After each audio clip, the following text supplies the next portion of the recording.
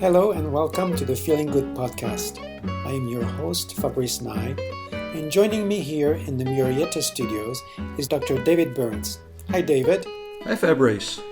Dr. David Burns has been a pioneer in the development of cognitive therapy, and he is the creator of the new TEAM therapy. He is the author of Feeling Good, which has sold over 5 million copies in the United States and has been translated into over 20 languages. He is an emeritus adjunct clinical professor of psychiatry at the Stanford University School of Medicine. Welcome to episode 87 of the Feeling Good podcast. We are back with the Tuesday group here, and with me and David is Sara, who will be our volunteer tonight. Hi, Sara. Hi. We're going to be demonstrating today the role-play method called the Devil's Advocate. And we've actually demonstrated this earlier this year when we did an episode on the motivation to follow one's New Year's resolution. And in this case, we're going to isolate the method so that it's clear as to how it's being applied. You know, David, this is a really powerful method, but it's not a treatment in and of itself. It's something you use for habits and addictions, right? Yes, it's one of the tools I use in treating habits and addictions, and it's really a powerful tool, and people will like it and want to use it because it's easy to learn and it's really cool to use it and very effective. But it's not a complete treatment. We don't throw techniques at problems, but rather work with TEAM, T-E-A-M, testing, empathy, agenda setting, and methods. And this would just be one of several methods that we'd use to work with someone with some kind of habit or addiction. But we're just going to isolate this one method so you can learn how to do it. And let's just talk briefly about what some of the addictions are that people are going to want help with. There's the common ones like drugs, like marijuana is a big thing now. We had a faculty meeting over the weekend, and the speaker was the kind of the Stanford marijuana czar, Keith Humphreys, a PhD, and he was talking about all the powerful new forms of marijuana and how the number of users are spreading tremendously. Yeah. And for many people who are using these high potency versions on a daily basis, it can be causing real problems. And so this would be a technique that you could be used to help someone with using too much marijuana or drugs or alcohol or a shopaholic or someone with some kind of internet addiction or, binge eating. Tonight we're going to be using an example everyone can identify with, procrastination. Will that work to help me with my shoplifting? No, that's too much fun. The shoplifting, I would hate to cure you of that. It would just take all the thrill out of life. But yes, it could be used for something like that. But I want to say that you're going to have a tremendous agenda, find out if the person really wants to give up the addiction before you can use a technique like this effectively, because any technique will be sabotaged if the person has a hidden agenda to continue with their addiction. Now, I was asking you this question before the podcast, but let me ask it on the air again. Isn't that kind of like a method that fits within the paradoxical agenda setting also? Well, it is a motivational technique, but you would have to do paradoxical agenda setting first, and a simple way to do that would be to use the double paradox, and I think we've talked about that on a recent broadcast. After you've empathized with the person, you'd have them list on one side of a piece of paper all the advantages of their addiction. Yeah. Like it's fun and brings me relief and it gives meaning to life and blah, blah, blah, blah, blah. And then all the disadvantages on the right-hand column, the disadvantages of giving it up. Yeah. So it's like a double paradox, and there will be plenty of disadvantages of giving up any addiction. I mean, it sucks to give up your addiction, and life becomes kind of drab and boring, and you have to do all this discipline and deprivation. Whereas giving into your addiction, you get high, makes you feel great, you get immediate gratification, and you're going to have to deal with those issues before you use a technique like the one we'll demonstrate tonight, the Devil's Advocate technique. So let me introduce Sara, who's a member of our Tuesday group, who kindly volunteered to help us out tonight, something I very much appreciate.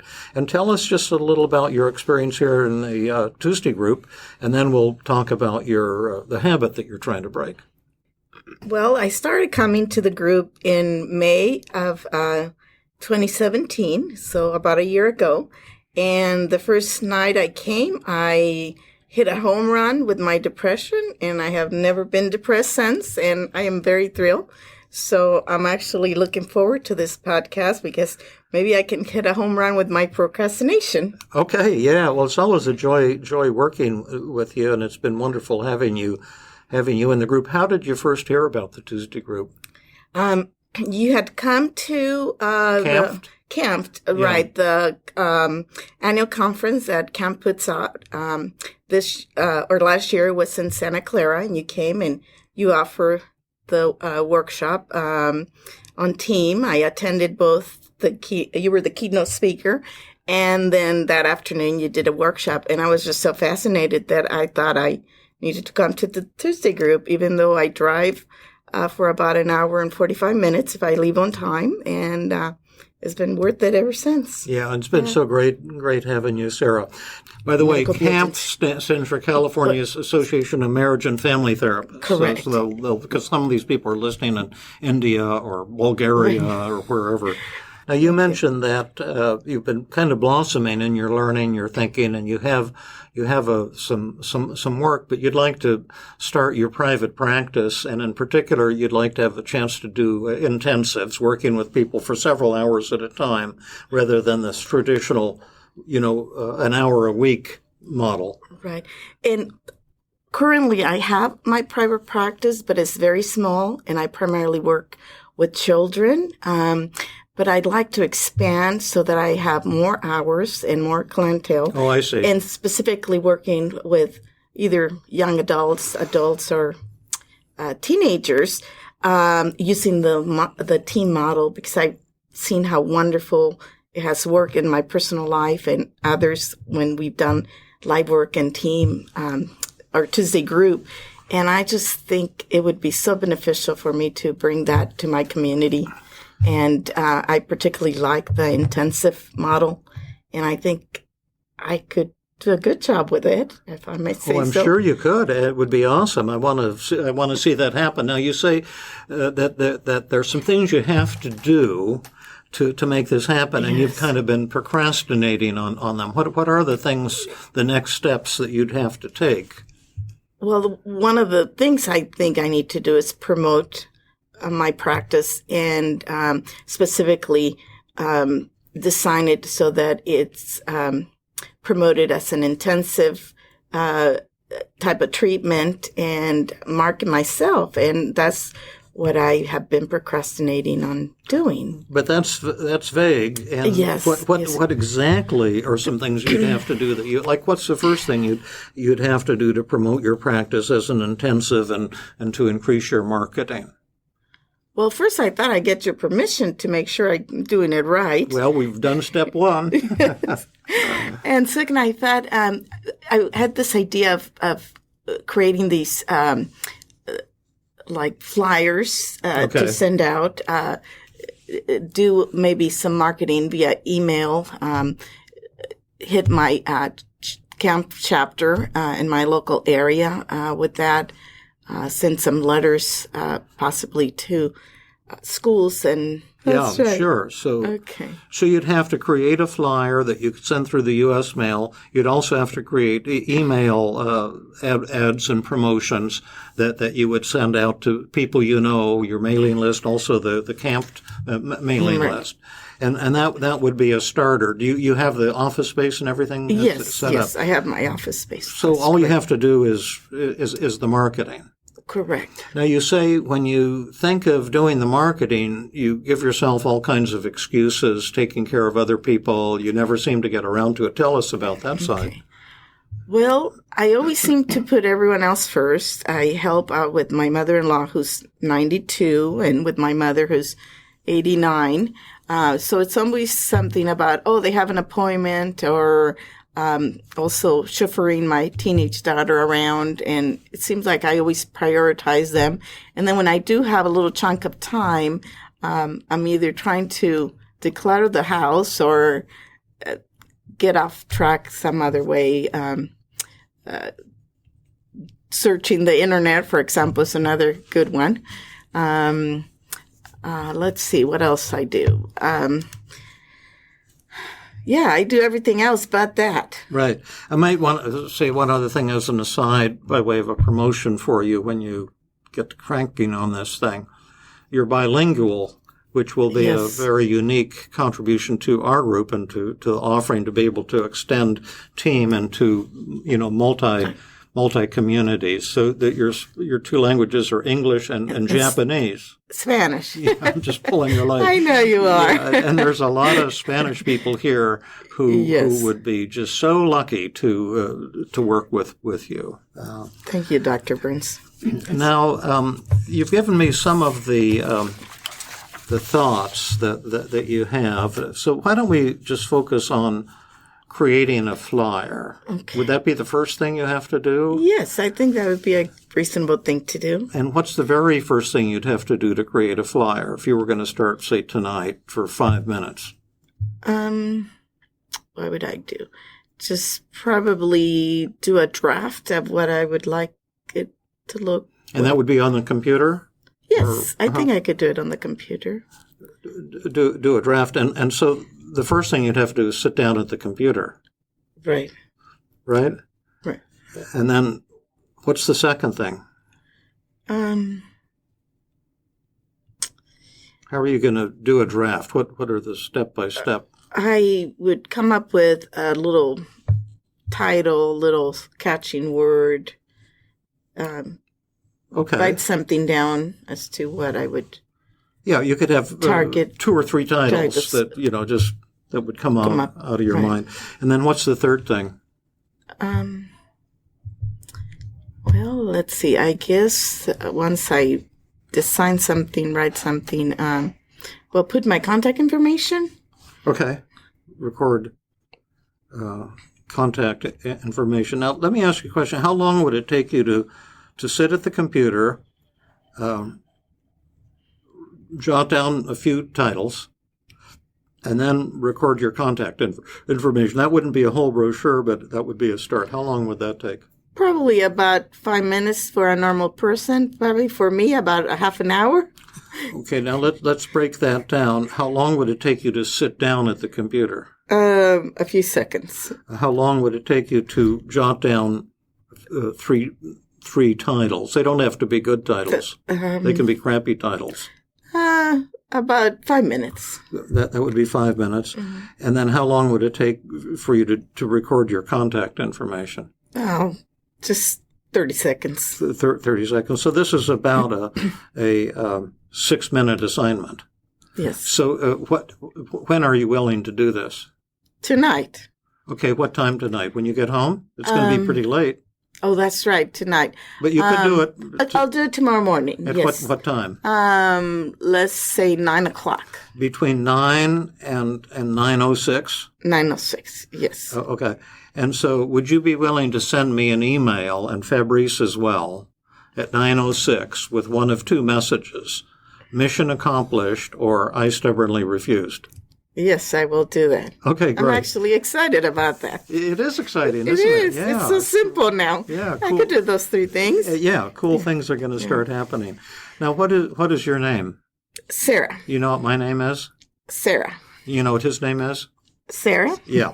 And Fabrice and I are going to be the tempting Sarahs. And we're going to try to prevent you from working on this tomorrow morning. And you've written down the kind of messages that you give yourself. And yes. So I'm going to try to tempt you, and you see if you can defeat me, because I'm going to be the devil. This is called the devil's advocate.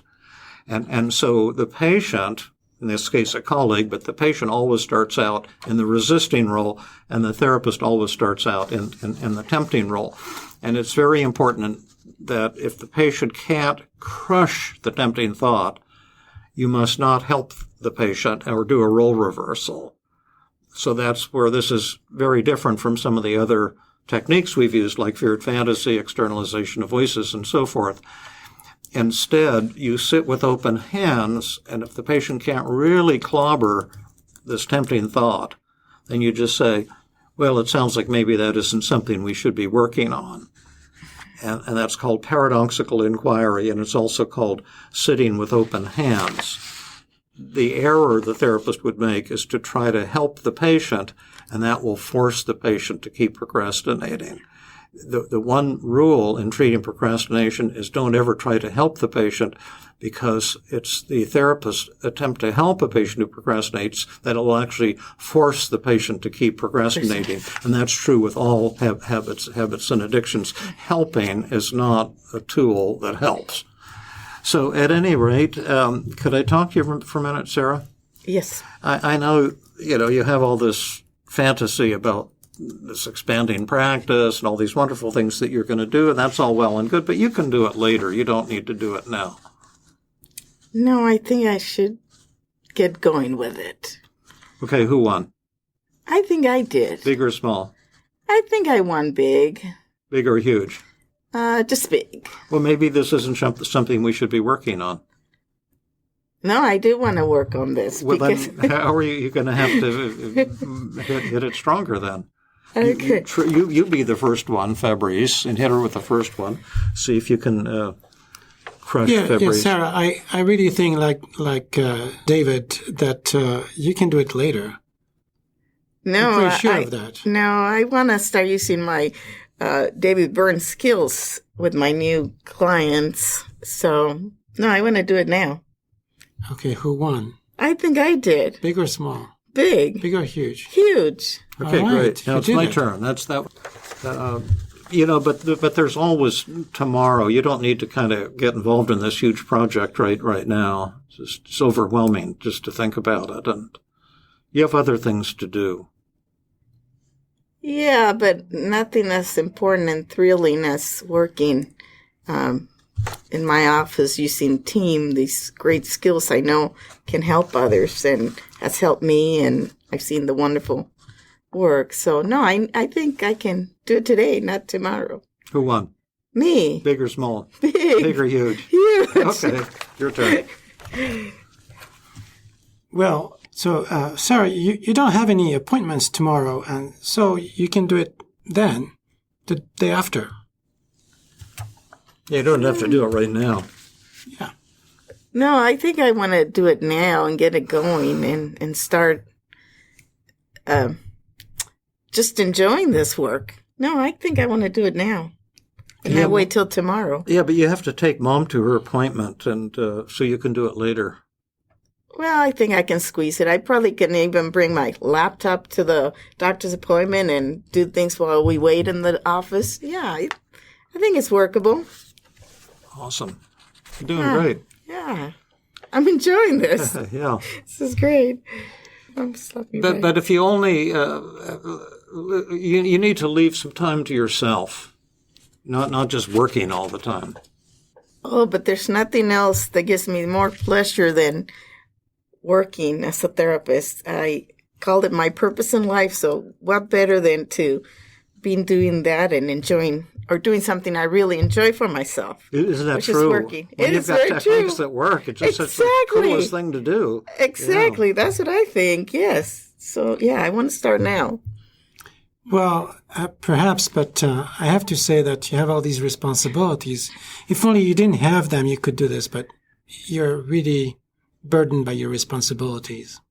Well, I've learned that that my goals in life are also my responsibility. So instead of fulfilling someone else's goals and always feeling responsible for someone else's goals, I need to start taking ownership of my goals and my responsibilities. So I think I need to start working on my goals. And yeah, no, I think I need to start now. Okay, who won? Me. Big or small? Huge. Yeah. I want to leave now and go start working on Well, our we can finish up. That's how it works. And you were just great. You're always great, Sara. And I really want you to follow through on this. I'll be excited for you because there's a whole market out there of people who will tremendously benefit from what you have to offer and have so much fun for you as well. And then on the start of the next podcast, we'll report back if we got that mission accomplished or stubbornly refused message in the morning. And that's how the technique works. Yeah. So, David, I think you said something really important as you were demonstrating, is that there's no role reversal in this role play. Yeah. People who may be used to doing the externalization of voice may just go, let's do a role reversal. Yeah. But I think this would be like a critical mistake, right? Absolutely. Like if you say to someone, "Oh, why don't you eat that beautiful glazed donut?" If that's it's going to be so good. And then if the person says, "Gosh, I don't think I can talk back to that thought," then just say, "Well, let's not work on this then. It sounds like you're still pretty committed to eating that glazed donut, and they're really tasty, so go for it." Right. And then 9 times out of 10, just as you did, they'll suddenly say, "Oh, no, I really want to defeat it." And just say, "Well, gosh, how are you going to defeat it? Because those glazed donuts are so good, and how are you possibly going to defeat it?" And you let the patient come up with the powerful killer response, and none of it can be coming out of the therapist's mouth. Yeah. And just as an aside, and the idea that you'd have to help somebody figure out how to talk back to that thought is just so patronizing and foolish. It's not like people don't know how to turn down a glazed donut, or people don't know how to sit down and turn on the computer and pop in a few drafts of titles. People don't need help with something like that. It's not the how, it's really the determination. Yeah, absolutely. And I think that you have a table where you compare the different role play techniques, and where you actually... Well, we could add this one to that table, because on the table right now it's only feared fantasy, externalization of voices, and paradoxical double standard technique. And so we could add... You've mentioned that once before, and it's a great idea, and I'll try to remember to do that. It's a simple fix. Because you can see in that table which ones allow role reversals and which ones don't. I can put that column in there, yeah. Great. Good. And we will also publish Sarah's list of tempting thoughts. Yeah, give that to me. So that we can put this on. Oh, and by the way, we've got, and I've been watching the numbers. You've been telling me not to, Fabrice. Yes, this is your addiction. Yeah, that's right. And the more you've been telling me not to watch the numbers, the more I want to watch the numbers. But it looks, as of today, like this month, for the first time, we're going to go over 50,000 downloads. Yeah. And you were saying that only a small number of you who are listening are getting the show notes. And I put a lot of effort into the show notes. They really add richness and depth to your experience. And so if you want to see the show notes, you can go and sign up for these on my website, www.feelinggood.com. And then there's a tab right at the top for the Feeling Good podcast. I made it its own separate I saw that, thing there. And it's real easy, and you can see them all there. And there's even a widget in the upper right-hand corner of every page where if you put your email there, then you'll get an email notification every time. Not only do we have a Feeling Good podcast, but I blog on anything. Like I have a new feature now, David's Tuesday Tips.